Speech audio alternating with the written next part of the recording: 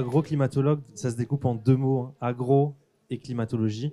Donc c'est l'étude de l'impact du climat sur l'agriculture. Et particulièrement aujourd'hui, on va parler de l'impact de la canicule sur la production laitière. Voilà. Maintenant, donc, Bioréagri, c'est une entreprise spécialisée dans le confort animal, le bien-être animal.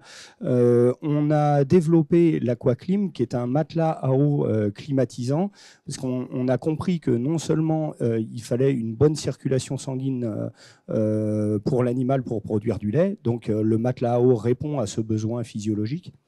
Et derrière, il fallait refroidir l'animal pour réussir à lutter contre ce stress thermique. Typiquement, le couchage est un comportement naturel qui est très important chez le bovin. Les bovins vont préférer manger moins que prendre du temps sur leur temps de couchage. C'est un comportement qu'ils cherchent absolument à remplir. Le truc, c'est que pour se refroidir, ils ont besoin de se retrouver sur les surfaces fraîches. Et on a constaté qu'il y avait des différences extrêmement significatives de temps de couchage, les lots Aquaclim et les lots traditionnels non réfrigérés.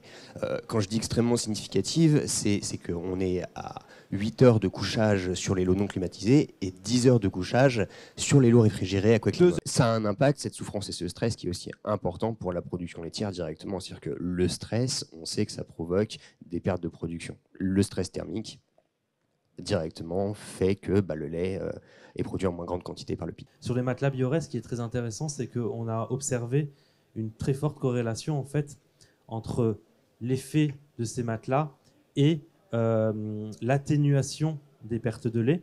Il va falloir accumuler des données d'année en année sur plus d'événements caniculaires, sur plus bien sûr de fermes pour avoir quelque chose de solide au niveau statistique, bien sûr. Il faut plusieurs années en général pour sortir des données.